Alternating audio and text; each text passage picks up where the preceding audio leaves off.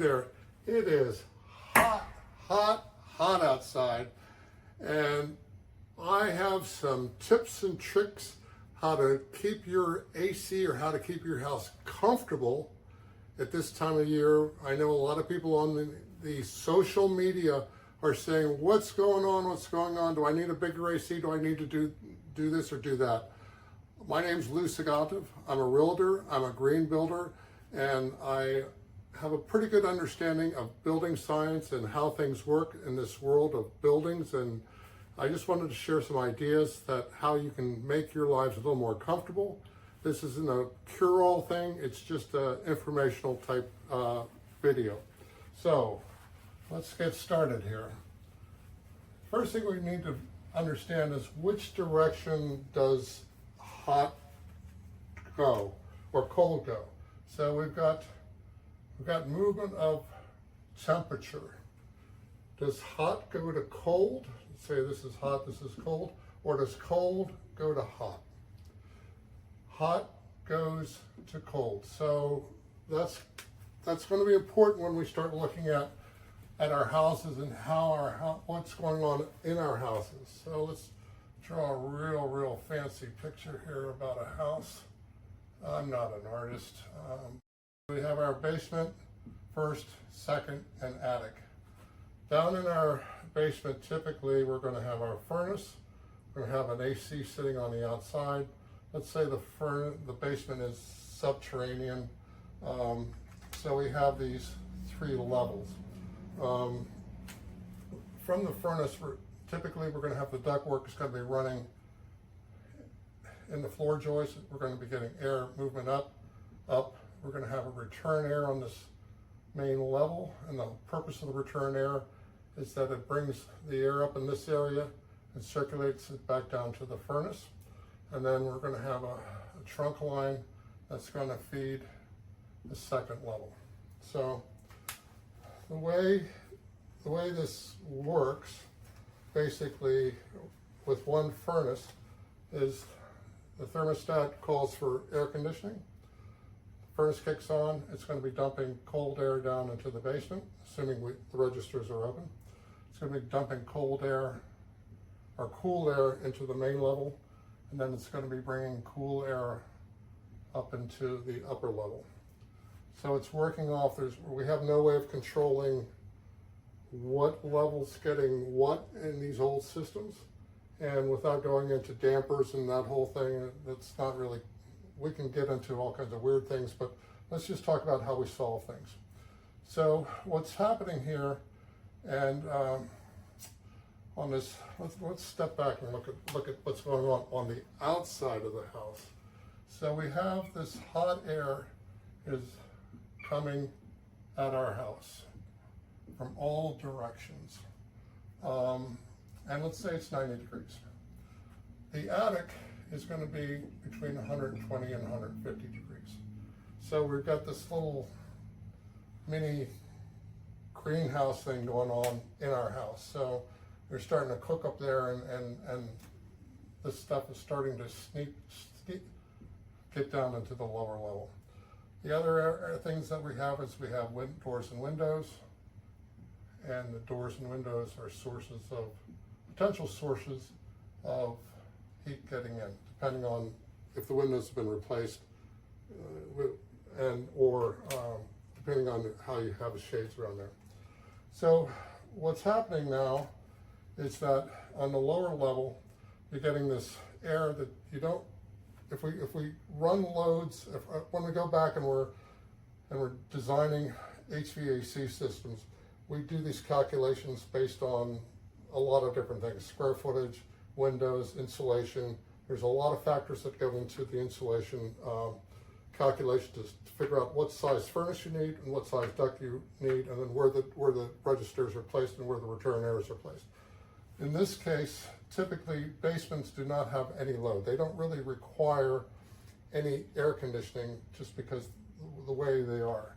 So we're getting this cold air in. So then what we want to do is we want to close these registers off.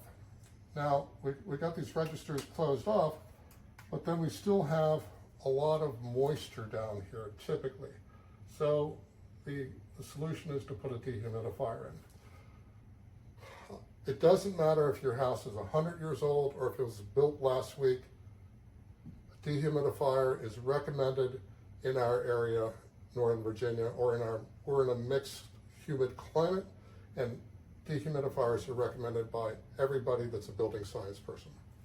So the dehumidifier is going to start pulling that moisture out, and it's going to either collect it, or hopefully we're going to have a pump, or we're going to have a way to get it out of the house. If your dehumidifier does not have a pump in it, there are ways that you can set it up so it automatically drains. YouTube it or Google it, and you'll see a lot of different ways to do that. The other key thing to do down this lower level is, because we're not having any air circulation, is to put a fan in.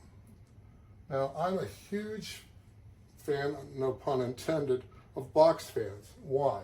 They're cheap and they move a lot of air. Simple as that. So we start moving this air around. So we start moving this air around on this lower level, and what it's going to do, it's going to be mixing everything. It's also going to allow, in my experience, the dehumidifier is going to run a little bit better because it's getting more airflow around it, and that's really the key thing. On the main level, we're getting, theoretically, it's more comfortable because we're getting this airflow because of return air.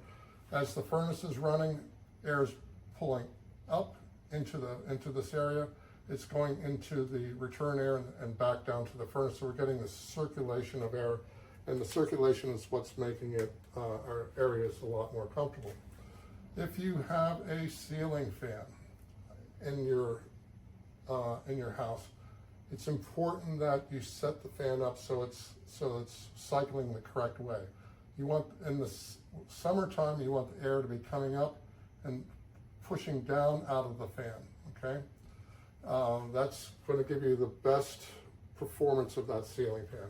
If you don't have a ceiling fan, put a box fan in. I have a box fan in my main level. I don't have a ceiling fan. And when I turn that box fan on, what it's doing is it's circulating that air around. It's a lot more comfortable on that main level with it on than with it off. All right, so that takes us to our upper level. And the upper level is where everybody, not everybody, but it's where, when I'm watching the internet, I'm not getting any cooling there. The air differential is 15 degrees between two floors. It's not comfortable up in that area. And there's a good reason for that. And the good reason is we've got this attic that's 120 to 150 degrees. So the theory, or people will start saying, put an exhaust fan up here and get that air out. Yes and no.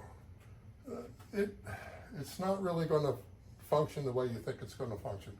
The other thing about pulling that exhaust fan up in that attic is now you're creating the attic under negative pressure. Once we put something under negative pressure, it's going to start pulling the cool air into the attic because it's being pulled out by mechanical means. That's not the solution that I recommend. You try it and you can figure out if it works. So what we're getting right now is we're getting this mix. We've got this layered mix of cool air, and we've got this layered mix of hot air above. Again, if you don't have a ceiling fan, put a box fan in, or a number of fans.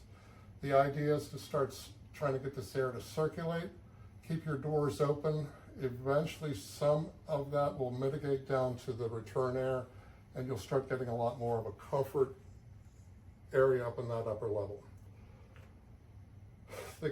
The real culprit here is that the way our attics were insulated, and that's the real culprit. So the key here is that here's our ceiling, we've got insulation up here, we'll have a gap, we have insulation. And then over here, we're going to have an attic access, right? So our attic access is typically going to be a 2x2 or a 2x4, 2x5, depending on how it's designed. Meanwhile, through these gaps, we're getting hot air. We're getting hot air coming through the attic access. And if we have any penetrations up here for, let's say, a light fixture, we're going to get hot air down here. Where the wall comes up and the drywall meets the ceiling here, we're going to get potentially air infiltration. So we're getting this heat that's coming in down. And really, at this stage, without getting up and redoing the attic insulation, there's only one decent solution that will help. It's not the cure-all, but the solution would be to put in what's called an attic tent. So an attic tent is going to be an insulated product that staples in on the inside of your access. This is going to be insulated all the way around, and there'll be some sort of, depending on the product, it'll have a zipper on it or something so you can open it up so you can get into the attic. But what it's going to do then, it's similar to having, buying a cup of coffee, a hot cup of coffee in a styrofoam cup. So basically, this is your coffee up here, this is your styrofoam cup, and then this is you. And it's going to make a difference. How much of a difference? Depends on how much we're getting in these other areas, but it's going to make a difference. The EPA estimates that on an average home, an older home, with all the different cracks and different ways that air and heat can get in, we have an equivalent of a 2 feet by 2 foot area of open space that we're getting exchanges of air that we're not able to control. So the solution then up here is the fan, get an attic tent. We come back and we look at our windows. Heavy curtains on our windows will help. Go back and look at our windows, whether they're down in whatever area. See if you see or feel any air or cracks. Get some inexpensive foam insulation for doors and windows from your local hardware store. Install that. Again, we're trying to keep that air movement from going on. It'll make a huge difference. So that's what's going on. So the solutions are, again, let's just go over them. In the lower level, fan, dehumidifier, shut the registers down, get the water out, circulate that air. And then look for any cracks that you have, seal those up. It may be through a basement window, it may be in a floor joist. Once you poke around, you'll see where there's potential for that air to be coming in or that heat to be coming in. On the upper level or the main level, then we've got the windows that we can deal with. We can put in a box fan if the ceiling fan is there. And then that's really the solution here. Normally we're trying to keep this at 76 to 78 degrees. That's what they recommend running your air conditioner at. On the upper level, again, fans, attic tent, and then your windows. And then let's talk about, so we've covered the different areas that we have going on here. Let's look at the don'ts. So the don'ts that we don't want to do is we don't want to run the dishwasher, we don't want to run the oven, we don't want to run the dryer, or depending on how you cook, you may not want to cook during the hottest part of the day. So these are kind of don'ts that you want to run through here. So these are your don'ts, and then your do's is run exhaust fans. So in addition to your fans that you're going to have moving air around, when you take a shower, most of us, and I'm guilty of this as well, get out of the shower, turn the exhaust fan off. But if you run this fan for 20 to 30 minutes, it'll make a huge difference in controlling the moisture. Again, we're trying to control the moisture, we're trying to keep things moving. Also, when you cook, use your kitchen exhaust. That's a huge element here, especially if your kitchen exhausts to the outside, which I hope it does. The other element that we do is we go down to our furnace and we look at the filter, make sure it's a clean filter. If you need to replace your filter, they recommend a MERV 8 filter. So that's what the That's what the green building people have been recommending for years and years. And if you're interested on why MER filter, just look up EPA filters or any green building guru, and they'll explain why filters and how filters, what's the importance of filters. On the outside, look at your AC unit. And so you've got your AC unit sitting out here. It typically has coils around the side. It'll have a thing with a fan blowing on the inside. You want to make sure that this is all clear all the way around, and that you're able to get that air circulating through. If you have leaves and a bunch of debris in there, do not take the cover off and stick your hand down there. If that fan turns on, it's not going to be pretty. So there's a way to do that. If you know how to, if you have a disconnect and you understand disconnects, do it, but I recommend getting a professional to do that. It's just not worth the situation. So that's the basic thing with what's going on. When you are, let's say we're out of the heat and you want to really tackle this, and so you turn around and who do you call? You call your AC guy up, say, hey Vern, I need a bigger AC because it's not working down here. No, you don't call Vern up. And you don't call Vern up because Vern's going to come in there and he's going to charge you a boatload of money. He's going to install a bigger AC. The AC may not be designed for your house and for the system. And next summer you're going to call him up and you're going, hey Vern. He's going to go, yeah, what's happening? And you're going to say, my upstairs is still hot as hell. And Vern's going to go, well, I don't know. And that's kind of the problem. What you want to do is you want to get an energy audit. And